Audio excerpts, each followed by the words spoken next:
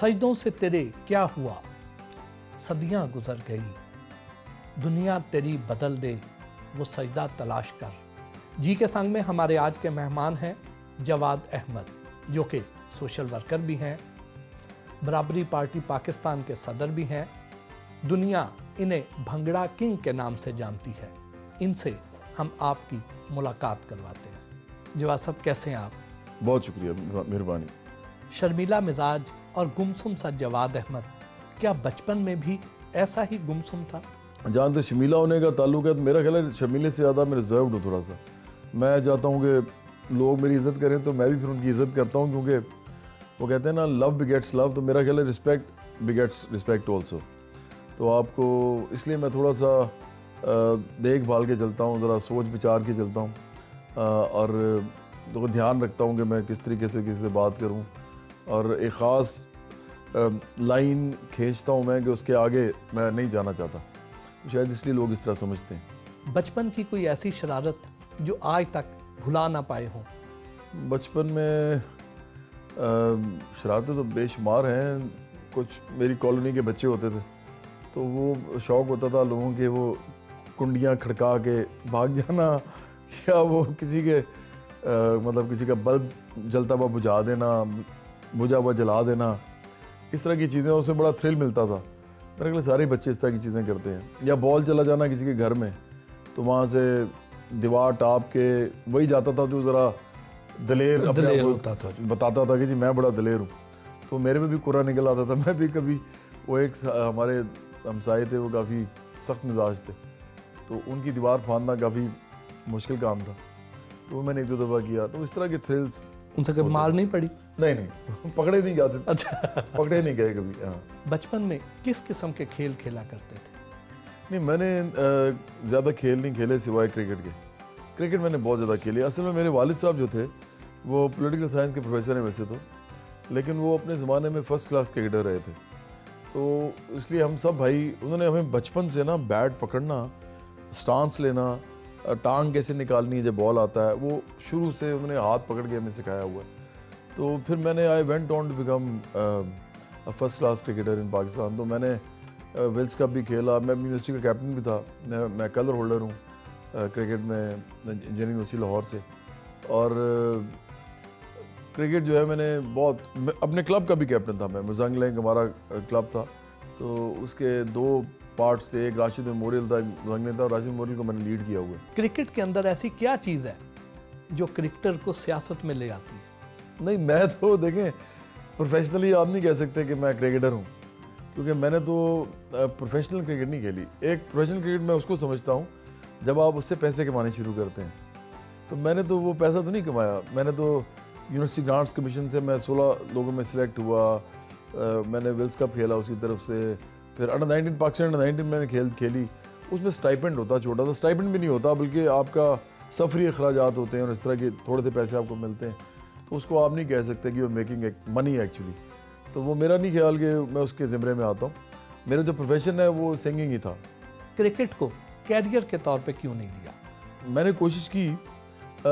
एक ही टाइम पे जब मैं इंजीनियरिंग यूनिवर्सिटी लाहौर में था, मैकेनिकल इंजीनियरिंग की डिग्री कर रहा था, उस वक्त क्रिकेट भी मैं खेल रहा था और मौसीकी भी कर रहा था। अब मुझे I had to choose one between the two, क्योंकि वो ना प्रॉब्लम ये होती है कि आप जब एक ही टाइम पे बहुत सारे काम कर रहे होते हैं ना, तो आपकी पढ़ाई भी मुतासर हो जाती है। तो वालिदैन कहते थे यार गैरतमंदी का तकाजा है। मैं लोगों को बताता हूँ कि प्रोफेसरों की औलाद हो तो आपने डिग्री तो लेनी है। तो फिर मुझे डिसाइड करना पड़ा कि मैं कौन सी चीज़ छोड़ूं। तो मुझे लगा कि क्रिकेट के अंदर जो है ना, मेरे से ज़्यादा टैलेंटेड लोग हैं और बहुत ज़्यादा मेहनत करनी पड़ेगी और हो सकता है फिर भी कुछ ना बने। तो मैंने क्रिकेट को फिर खैर बात का, और मुझे याद है मैंने लास्ट मैच जो खेला था ना अपना प्रोफेशनल, वो विल्स कप का मैच था। ये मुझे बड़ी अच्छी तरह याद है। और वो मैंने जब छोड़ा एक दफ़ा, तो फिर दोबारा मैंने क्रिकेट कभी कभी शौकिया खेलता हूँ, अदरवाइज़ मैंने कभी नहीं खेली प्रोफेशनल। मौसीकी जो है अलबत्ता वो मैंने फिर बाकायदा उसको परसू किया, और मैंने अपना एल्बम बनाना शुरू किया डिग्री लेके। और फिर आपको पता ही है सारी हिस्ट्री जो। इंजीनियरिंग यूनिवर्सिटी में ऐसा क्या है कि वहाँ से बहुत से लोग गायकी के शोबे में आए? अच्छा, ये है वैसे बड़ी मज़े की बात है। आपको पता है अगर ये बात, तो मैं बड़ा मुझे खुशगवार हैरत हुई है, क्योंकि जुनैद जमशेद साहब जो थे वो मेरे से सीनियर थे और वो मेरे होते हुए वो पास आउट उन्होंने किया था। मैं जब आया था तो वो जा रहे थे यूनिवर्सिटी से, तो वो मैकेनिकल इंजीनियरिंग में थे, मैं भी मैकेनिकल इंजीनियर हूँ। उसके बाद नजम शराज वो सिविल डिपार्टमेंट में था। फिर मेरा भाई है फवाद, बहुत अच्छा वो सिंगर था, म्यूज़िक मैथ एक बैंड था लाहौर में, वो उसको लीड करता था जिस तरह मैं जुपिटर्स को करता था। तो और फिर फ़ाखिर भी इवन इंजीनियर है, लेकिन वो उसने टेक्सटिला से इंजीनियरिंग की थी, लेकिन वो भी यूईटी ही है, वो भी यूईटी का ही एक कैंपस है। तो इसलिए आप ठीक कह रहे हैं, यूईटी से बहुत सारे लोग निकले, उन्होंने अपने नाम बनाए। किससे इंस्पायर होके म्यूज़िक के शोबे की तरफ आए? मुझे जो लोग पसंद थे एज सिंगर्स, वो मैं अगर पाकिस्तान से स्टार्ट करूँ तो मेहदी हसन साहब, अमानत अली खान साहब, नूर जहाँ साहिबा, तुफैल नियाज़ी साहब, ये लोग मुझे बहुत पसंद थे। और उसके बाद मैंने फिर ऑफ कोर्स सलामत अली खान साहब को भी सुना, और भी बड़े बड़े जो पाकिस्तान में नाम है उनको सुना। फिर अगर वेस्ट में चले जाएँ तो एल्विस प्रेस्ले मुझे बड़े पसंद थे, उनको मैं गाता भी था जब मैं बैंड के ज़माने में। फिर कुछ बैंड्स थे, पिंक फ्लॉयड मुझे पसंद था, फिर मुझे डीप पर्पल, लेड ज़ेपलिन ये पसंद थे। तो काफ़ी ज़्यादा डाइवर्सिटी रही है म्यूज़िक के हवाले से। किस एज में आपको पता चला कि आप गा भी सकते हैं और फिर आप इस म्यूज़िक के शोबे की तरफ आए? असल में हम तीनों भाई गाते थे, क्योंकि मेरे वालिद साहब जो थे उन्होंने कभी हमेशा इनकरेज ही किया कि क्रिकेट खेलो, मौसीकी करो, किसी का जो आर्ट करने का दिल करता है करे, बस ये है कि मुझे डिग्रियां लेके दो। तो मेरा एक भाई डॉक्टर है, एक भाई मेरा आर्किटेक्ट है, मैं मैकेनिकल इंजीनियर हूँ। तो हमने ये तो उनकी ख्वाहिश पूरी कर दी, लेकिन उन्होंने भी फिर हमें बहुत इस मामले में एक जैसे कहते हैं ना इनकरेज किया और करने दिए चीज़ें सारी। तो मुझे याद है कि इंशाअ जी उठो अब कूच करो मैं गाता था। अमानत अली खान साहब की गज़ल थी, बड़ी मुश्किल थी लेकिन मैं पूरी वो गाता था। बेंजामिन सिस्टर्स की तरह अहमद ब्रदर्स का एक ग्रुप क्यों ना बनाया? नहीं, वो तो क्योंकि मेरे जो भाई थे दोनों, उनका कोई ख़ास सीरियस कोई इतना आप समझेंगे कोई एप्टीट्यूड नहीं था इस हवाले से। वो चाहते थे कि अपने डिग्रियां लें, और हाँ शौकिया उन्होंने बहुत गाया। फवाद ने मेरे से छोटा जो है, जो आर्किटेक्ट है, यूईटी से उसने किया था आर्किटेक्चर, उसने भी तो उसने तो बैंड भी बड़ा अरसा किया म्यूज़िक मैथ के नाम से, लेकिन प्रोफेशनल करियर उन दोनों ने अडॉप्ट नहीं किया। सुना है कि आपको गुस्सा बहुत आता है, किस बात पर ज़्यादा गुस्सा आता है? नहीं, एक ज़माने में आ जाता था, अब तो बिल्कुल नहीं आता। सोशल वर्क जब स्टार्ट किया तो कम हो गया, पॉलिटिक्स में तो बिल्कुल ही अब नहीं है। कभी आता है तो लोगों को नज़र नहीं आता, मुझे भी पता चलता है कि मुझे आया हुआ है। तो जवानी में अलबत्ता मेरा ख्याल है काफ़ी लड़ाइयाँ वड़ाइयाँ भी हुई आती थी, हर एक के ऊपर ये वक्त आता है। अब मुझे कभी कभी लगता है किसी कि मैं गलत था, मैं सोचता था कि ये बदतमीज़ी किया किसी ने, बदलिहाजी की है या जो भी, तो उस वजह से मुझे लगता था कि ये मेरे साथ क्यों किया है।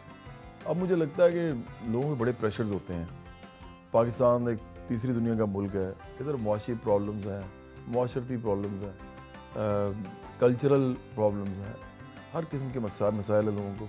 तो ज़रूरी नहीं होता कि मेरे जैसा कोई थोड़ा बहुत खाते पीते मिडिल क्लास से घर से कोई आदमी जाए और घर से सुकून में हो, घर से खुश हो। लोगों के प्रॉब्लम्स होते हैं, वो कई दफ़ा कुछ और तरह भी रवैये उनके हो जाते हैं। तो इंसान को सब्र करना चाहिए और बल्कि वो बड़ा गोल सामने रखना चाहिए।